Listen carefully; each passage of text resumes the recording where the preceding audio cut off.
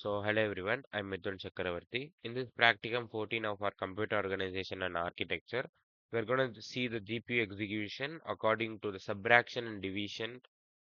So, when we come to the practical significance, this experiment demonstrates the concept of parallel computing with GPU by performing the vector subtraction and division.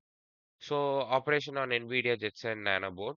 So, it highlights that the difference between the GPU the difference between the CPU sequential execution and GPU's parallel execution.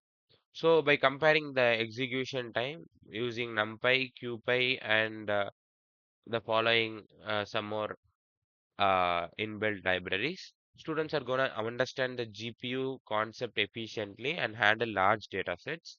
So the experiment introduced the memory transfer between CPU and GPU, and the students are going to evaluate the performance and the improvement in the real-time embedded system. So when we come to the procedure, so finally at starting we are gonna boot the Jetson Nano by inserting the SD card with the Jetpack SDK and power it on. And we are just installing the required libraries, which is NumPy, QPy, and time, and we are creating a Python program.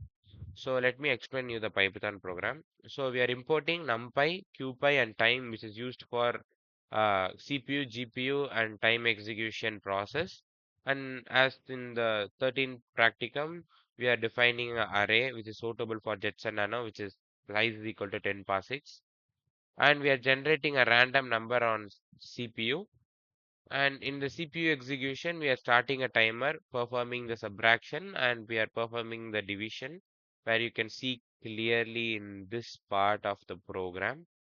And we are calculating the execution time, and we are transferring the data to the GPU, and we are finally starting the timer, doing the subtraction, division, and ensuring that the GPU completes the all operation before stopping the timer and calculating the execution time, and finally printing the execution time in this part of the program. And after running the program, this is the sample input we have given, and this is the expected output. So when we see we can just understand clearly that the CPUs and GPUs execution time clearly varies, where GPU has completed before the CPU's execution time. So we can clearly understand that the CPU executes the instructions sequentially, and GPU executes parallelly, so that the GPU can finish the GPU can finish the